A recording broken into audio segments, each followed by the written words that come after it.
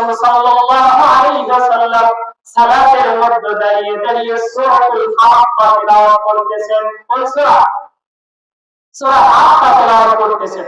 এই হাক্কা সূরার মাধ্যমে ওমর রাদিয়াল্লাহু তাআলা অন্তরের মধ্যে আল্লাহ রাব্বুল আলামিন দ্বিতীয় ধাক্কা দিয়েছিলেন। কয়টি ধাক্কা দিয়েছিলেন? মোট তিনটি। প্রথম ধাক্কা হলো দোয়ার ধাক্কা, দ্বিতীয় ধাক্কা হলো সূরাতুল হাক্কার মাধ্যমে দিয়েছিলেন। আল্লাহর রাসূল সাল্লাল্লাহু আলাইহি ওয়াসাল্লাম নামাজের মধ্যে তেলাওয়াত করতেছেন, আল-হাক্কাতু মাল-হাক্কাতু ওয়া মা আদরাকা মাল-হাক্কা। রাসূল সাল্লাল্লাহু আলাইহি ওয়াসাল্লাম নামাজের মধ্যে যখন দাঁড়িয়ে দাঁড়িয়ে তেলাওয়াত করতেছেন, তখন হযরত ওমর রাদিয়াল্লাহু তাআলা বলতেছেন, নিশ্চয়ই মুহাম্মদ অবশ্যই মনে হয় একজন কবি, না হলে এত সুন্দর মিলিয়ে মিলিয়ে এত সুন্দর কবিতার আকৃতি করে এত সুন্দর তেলাওয়াত করা কোন দুনিয়ার মানুষের পক্ষে সম্ভব নয়। আমরা সবাই জানি আরব বিশ্বের ভাষা ছিলেন কি? আরবি। তাহলে আরবি ভাষা যেরকম আমাদের দেশে বাংলা ভাষা, আমি যদি বাংলায় কোনো কথা বলি, এই যে বলতেছি আপনারা সবাই বুঝতেছেন না? আল্লাহ রাসূল তেলাওয়াত করতেছে, ওমর রাদিয়াল্লাহু তাআলা আনহু তিনি তখন ইসলাম গ্রহণ করেন, তিনি সব কিছু বুঝতেছেন। তিনি বলতেছেন, এত সুন্দর কবিতা আবৃত্তি করে যে তেলাওয়াত তিনি করতেছেন, এটা দুনিয়ার সাধারণ কোনো মানুষের পক্ষে সম্ভব নয়। অবশ্যই মুহাম্মদ একজন কবি। এ বলতেছেন ওমর রাদিয়াল্লাহু তাআলা বলতেছেন, তিনি মসজিদের নববীর বাইরে দাঁড়িয়ে আছেন। আল্লাহ রাসূল কি তাকে দেখেছেন? দেখেননি। আল্লাহ রাসূল সামনের দিকে ফিরে তেলাওয়াত করতেছেন। ওমর রাদিয়াল্লাহু তাআলা জোরে কোনো কথা বলেনি, অন্তরে অনুভব করতেছে যে নবী মুহাম্মদ হয়তো কবি হয়ে গিয়েছেন। তিনি এত সুন্দর যেহেতু মিলিয়ে মিলিয়ে কাব্যের মতো তেলাওয়াত করতেছেন, কবিদের ছাড়া এটা কখনো রচনা করা সম্ভব নয়। তিনি যখন মনে মনে এই কথা ভাবতেছেন, আল্লাহর রাসূল সাল্লাল্লাহু আলাইহি ওয়াসাল্লাম তিনি কিন্তু জানেন না যে ওমর তার পিছনে দাঁড়িয়ে আছেন। তিনি সঙ্গে সঙ্গে তেলাওয়াত করতেছেন, ওয়া হুয়া বিকাউলি শাইরিন ক্বালিলাম মা তুমিনুন। চিৎকার করে বলি আল্লাহু আকবার। আল্লাহ রাসূল কিন্তু জানেন না যে পিছনে ওমর দাঁড়িয়ে আছে। এই যে আয়াতটা তেলাওয়াত করেছেন, এই আয়াতের অর্থ হলো, তোমরা দুনিয়ার মানুষ জেনে নাও, নবী মুহাম্মদ কোন দুনিয়ার কবি নয়। তিনি যা তেলাওয়াত করতেছেন তা স্বয়ং আল্লাহ রাব্বুল আলামিনের পক্ষ থেকে তেলাওয়াত করতেছেন। এর থেকে উপদেশ দুনিয়ার অল্প সংখ্যক লোকই গ্রহণ করবে। কে বলেছেন? আল্লাহ রাব্বুল আলামিন বলতেছেন। তিনি মসজিদে নববীর বাহিরে দাঁড়িয়ে মনে মনে ভাবতেছে, আর ভিতর থেকে নবী মুহাম্মদ ওই কথাটা বলে উঠতেছে। এটা একটা আশ্চর্য কাহিনী হয়ে যাচ্ছে না? আমি মনে মনে একটা কথা ভাবতেছি, আর আপনি ওখান থেকে যদি বলে দেন, আমি একটা কাকতালীয় একটা অনুভব করবো না? এটা কিভাবে সম্ভব? মনের কথা এই মানুষটা কিভাবে জানলো, যাকে আমি দেখিও না, যে আমাকেও দেখতেছে না, সে আমার কথা কিভাবে জানতেছে? তিনি এবার চিন্তা করতেছে, ওমর রাদিয়াল্লাহু তাআলা যেহেতু তিনি কোনো কবি নয়, যেহেতু তিনি কবি নয়, তাহলে অবশ্যই তিনি একজন গণক হবে। কি হবে? নবী মুহাম্মদ অবশ্যই একজন গণক হবে। কারণ গণক ছাড়া এভাবে মিলিয়ে মিলিয়ে কথা বলা সম্ভব নয়। আবার আমি পিছনে দাঁড়িয়ে দাঁড়িয়ে কি বলতেছি, এটা আবার সে সামনে দাঁড়িয়ে আমাকে না দেখে বলে দিচ্ছে, এটা তো গণকদের দ্বারা সম্ভব নয়। সম্ভব? আমরা মাঝে মাঝে গণকদের কাছে বলতে চাই না? আমরা জিজ্ঞাসা করি, আমি 2 দিন আগে কি করেছি বলতো? 2 দিন আগের কথা তারা বলে যায়, তারা কিন্তু চিন্তার মাধ্যমে বলে, কিন্তু সামনের কথা বলা সম্ভব না। কিন্তু নবী মুহাম্মদ বলতেছে কার মাধ্যমে? আল্লাহর মাধ্যমে। আল্লাহ তাআলা তাকে জানিয়ে দিচ্ছেন। তাকে আল্লাহ রাব্বুল আলামিন জানিয়ে দিয়েছেন, ওয়া মা হুয়া বিকাউলি শাইরিন ক্বালিলাম মা তুমিনুন। আল্লাহ রাব্বুল আলামিনের হাবিব যখন ওমর রাদিয়াল্লাহু তাআলা বলতেছেন নবী মুহাম্মদ একজন গণক, তখন নবী মুহাম্মদ করতেছে, ওয়ালা বিকাউলি কাহিনিন ক্বালিলাম মা তাযাক্কারুন। চিৎকার করে বলি আল্লাহু আকবার। নবী মুহাম্মদ সাল্লাল্লাহু আলাইহি ওয়াসাল্লাম ওমর রাদিয়াল্লাহু তাআলা আনহুকে দেখে নাই, না বলা সত্ত্বেও তিনি বলতেছেন, ও ওমর, নবী মুহাম্মদ জানিয়ে দিচ্ছে, ও দুনিয়ার মুহাম্মাদি শুনে নাও, ও দুনিয়ার উম্মতে মুহাম্মাদি শুনে নাও, নবী মুহাম্মদ কোন নবী নয়, তিনি কোন গণক নয়। দুনিয়ার অধিকাংশ মানুষের মধ্যে অল্প কিছু সংখ্যক লোক শুধুমাত্র এই কোরআন থেকে ঈমান আনবার উপদেশ গ্রহণ করবে। কে বলেছেন? আল্লাহ রাসূল মুহাম্মদুর রাসূলুল্লাহ সাল্লাল্লাহু আলাইহি ওয়াসাল্লাম আল্লাহ তাআলার মাধ্যমে জানিয়ে দিচ্ছেন। তা ওমর রাদিয়াল্লাহু তাআলা মনে মনে যা বলতেছে, নবী মুহাম্মদ সামনে থেকে ঠিক ওই কথা জবাব দিয়ে দিচ্ছে। তিনি আবার আশ্চর্য হলেন, তিনি দ্বিতীয়বারের মতো আবার ধাক্কা দিলেন যে আমি যা চিন্তা করি নবী মুহাম্মদ ঠিক একই কথা জবাব সামনে থেকে দিয়ে দেয়, এটা আবার কিভাবে সম্ভব? তিনি এখান থেকে বাড়িতে চলে গেলেন। নবী মুহাম্মদ রাসূলুল্লাহ সাল্লাল্লাহু আলাইহি ওয়াসাল্লামের কল্যাণের জন্য আবু জাহেল ঘোষণা দিয়ে দিলেন। আবু জাহেল যখন ঘোষণা দিয়ে দিলেন, হযরত ওমর রাদিয়াল্লাহু তাআলা এই ঘোষণা শোনার সঙ্গে সঙ্গে তিনি চিন্তা করলেন, আজকে আর দেরি করা যাবে না, নবী মুহাম্মদের কল্যাণে নিয়ে আসতে হবে। নারায়ে তাকবীর, লিল্লাহি তাকবীর। খোদার মেহমানের আগমন, খোদার মেহমানের আগমন, লিল্লাহি তাকবীর। আসল আমরা যে কথা বলছিলাম, দুইটি ধাক্কা খেলেন। কয়টি ধাক্কা? এক নম্বরে দোয়ার ধাক্কা খেলেন, দুই নম্বরে সূরাত হাক্কা ধাক্কা খেলেন, তিন নম্বরে নবী মুহাম্মদুর রাসূলুল্লাহ সাল্লাল্লাহু আলাইহি ওয়াসাল্লামের কল্যাণের জন্য যখন ঘোষণা হয়ে গেল, ওমর রাদিয়াল্লাহু তাআলা আনহু খোলা তরবারি নিয়ে তখন ওমর রাদিয়াল্লাহু তাআলা আনহু রাসূলের কল্যাণের জন্য সামনের দিকে রাসূল যেদিকে ওদিকে অগ্রসর হওয়া শুরু করলেন। যখন খোলা তরবারি নিয়ে সামনের দিকে অগ্রসর হয়েছে, প্রতিমধ্যে একজন ব্যক্তি এসে ওমর রাদিয়াল্লাহু তাআলা আনহুকে বলতেছে, ও ওমর, তুমি কোথায় যাচ্ছ? বলতেছে, আমি নবী মুহাম্মদের কল্যাণ নিতে যাচ্ছি, তার মাথা নিতে যাচ্ছি। তখন ওমর রাদিয়াল্লাহু তাআলা আনহুকে বলতেছে, তুমি যে কল্যাণ নিতে যাচ্ছ, কিন্তু তুমি বাহিরের বিষয় ঠিক করার আগে তোমার ঘরের বিষয়গুলো একটু ঠিক করলে ভালো হবে। ওমর রাদিয়াল্লাহু তাআলা আনহু বলল, কেন, ঘরে আমার কি হয়েছে? কেন তুমি কি জানো না তোমার ঘরে তোমার বর, তোমার বোনের জামাই নবী মুহাম্মদের হাতে কালেমা পড়ে মুসলমান হয়ে গিয়েছে।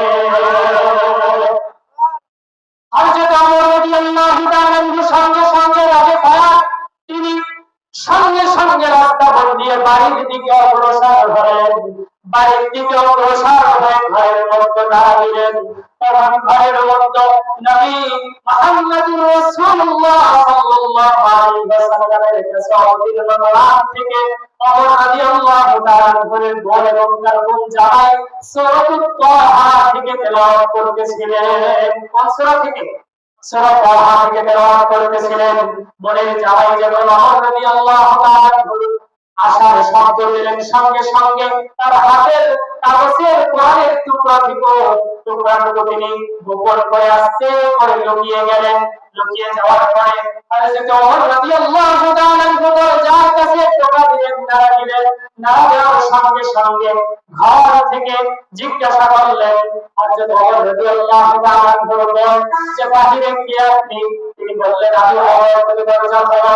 হযরত ওমর রাদিয়াল্লাহু তাআলা বললেন, কাঁপতে কাঁপতে দরজাটা আস্তে করে খুলে দিলেন। দরজাটা খোলার সঙ্গে সঙ্গে হযরত ওমর রাদিয়াল্লাহু তাআলা কোনো কথা না বলে, কোনো কিছু জিজ্ঞাসা না করে হযরত ওমর রাদিয়াল্লাহু তাআলা বলেন জামাই বলা আঘাত করা শুরু করলেন, মারধর করা শুরু করলেন। মারধর করতে করতে, আঘাত করতে করতে যখন তাদেরকে রক্তাক্ত করে ফেললেন, হযরত ওমর রাদিয়াল্লাহু তাআলা চিন্তা করলেন, এরা তো আমারই বংশধর, এ তো আমারই রক্ত। যখন নিজের রক্ত নিজে দেখতে বলেন, সঙ্গে সঙ্গে তার ভিতরে একটু মায়া অনুভব হলো, একটু ব্যথা অনুভব হলো। ব্যথা অনুভব হওয়ার সঙ্গে সঙ্গে হযরত ওমর রাদিয়াল্লাহু তাআলা জিজ্ঞাসা করলেন, ও আমার কলিজার টুকরা বোন ফাতেমা, তুমি একটু আমাকে বলো তোমার কি হয়েছে? আমার তুমি কেন ওই নবী মুহাম্মদের হাতে কালেমা পড়ে আমাদের বাপ-দাদার ধর্ম ছেড়ে তুমি মুসলমান হয়ে গিয়েছো? আমাকে একটু তোমার হাতের কাগজের টুকরো তেলাওয়াতটা একটু শোনাও।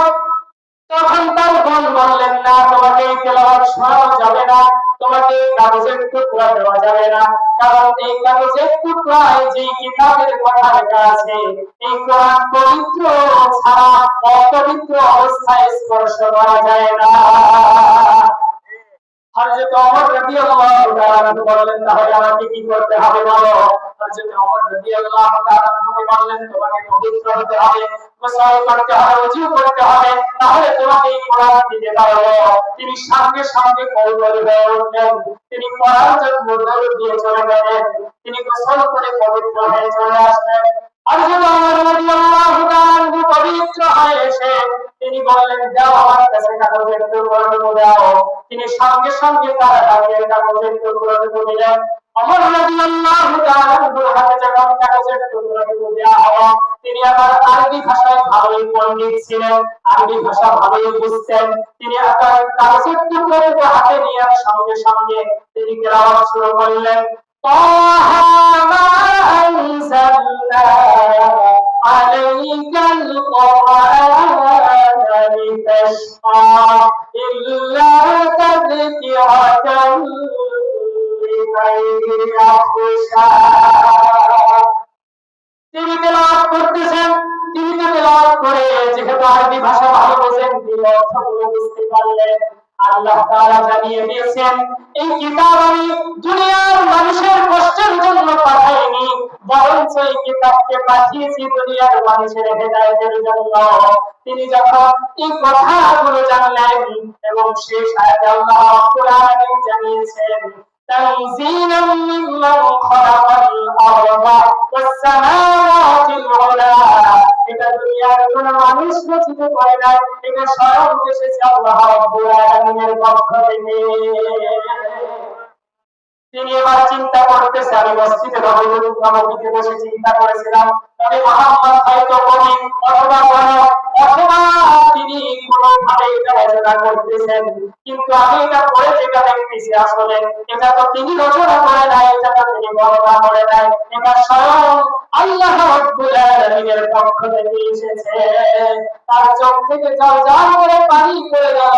তিনি বলল, ও আমার বোন ফাতেমা, তুমি একটু বলো, আমি আর দেরি করতে পারছি না, নবী মুহাম্মদ কোথায় আছে, কোথায় আছে?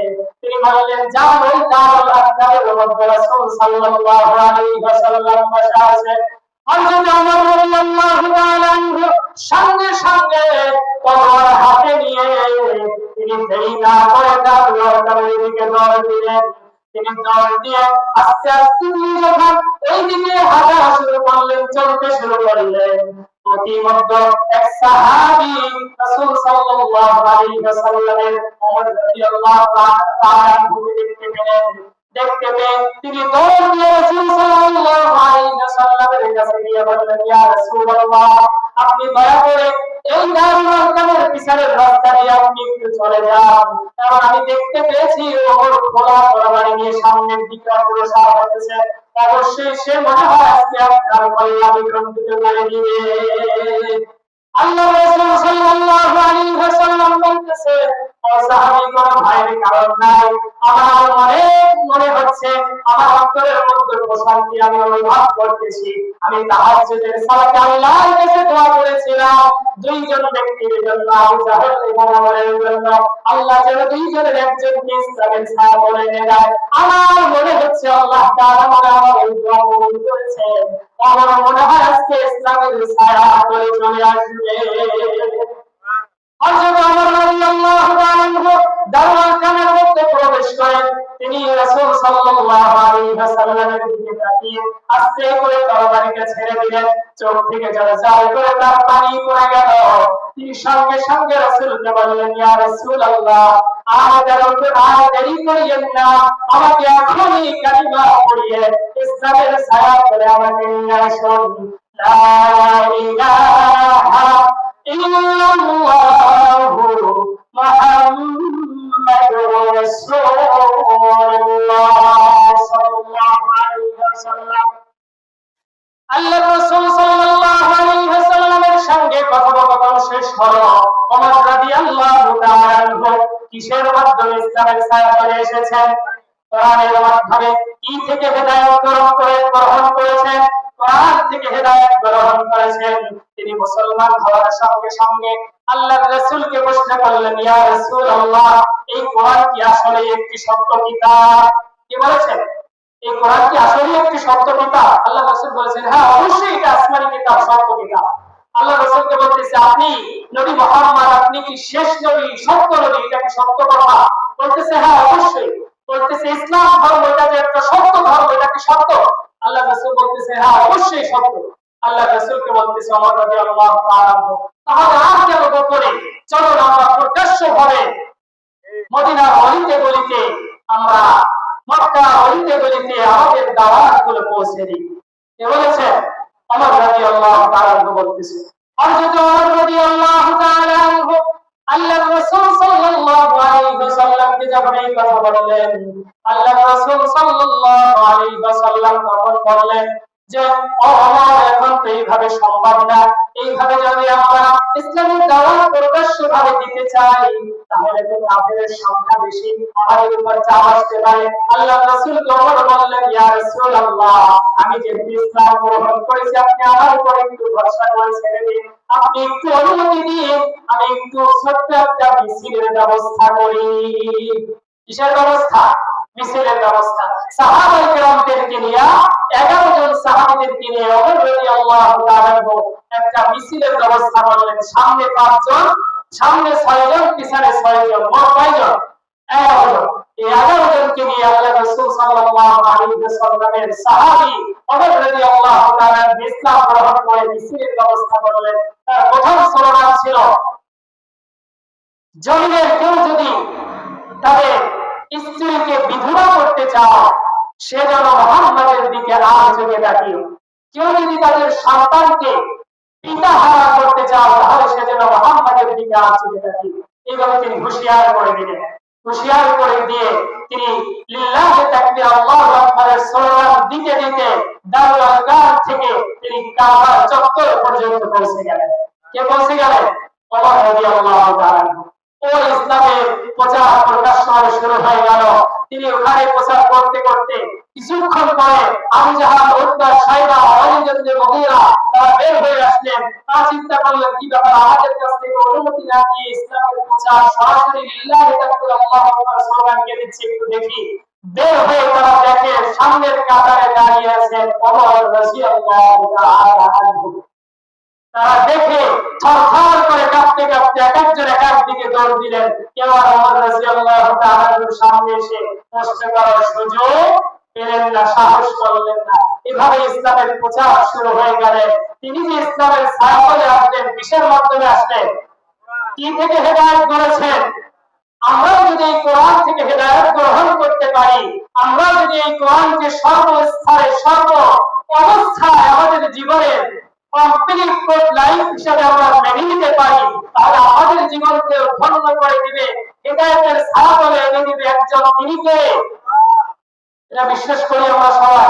তাহলে আসুন আমরা ছেলে সাদিক থেকে নিয়ে শুরু করে সন্তান পর্যন্ত, সন্তান থেকে নিয়ে শুরু করে সমসাদিক পর্যন্ত সর্ব অবস্থায় সর্বস্থানকে কোরআনকে মেনে নিব। ওয়াদা করলাম, সবাই পারবো তো? আল্লাহ তাআলা তৌফিক দান করুন।